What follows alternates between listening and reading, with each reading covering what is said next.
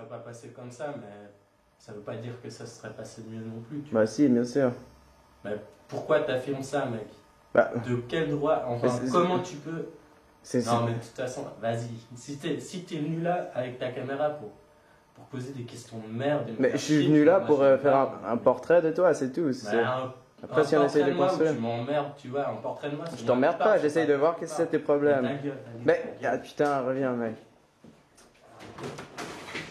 Pour moi, dans mon travail, un des principaux points qui me font faire ce que je fais, c'est l'énorme masse de vidéos qui est produite quotidiennement dans le monde d'aujourd'hui. Ce qui m'intrigue et qui m'étonne encore plus, c'est comment est-ce que cette masse, elle augmente de manière quasiment exponentielle. Et ça dépasse ce que mon esprit pourrait imaginer. Et j'ai de la peine à comprendre ce phénomène, et je crois que c'est pour ça que je réfléchis là autour. Et je crois que dans ce climat où est-ce que chacun, ou presque tout le monde, fait des images vidéo, regarde des images vidéo et les partage à travers Internet, la télévision et toutes ces plateformes qui existent. Et aussi comment est-ce que sur certaines plateformes, toutes sortes d'images cohabitent. Je crois que ça amène beaucoup de gens à être assez confus sur comment est-ce qu'ils perçoivent leur environnement.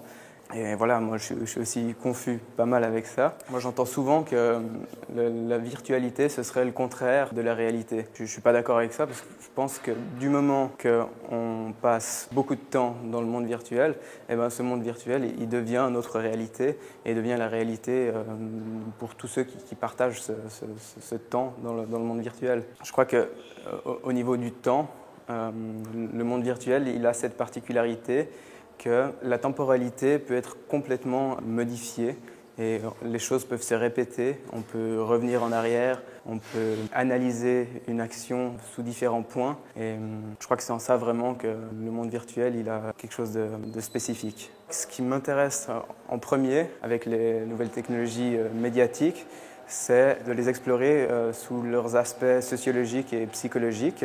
J'ai toujours travaillé, ça m'a toujours semblé naturel de travailler avec les nouvelles technologies comme un outil pour parler des nouvelles technologies.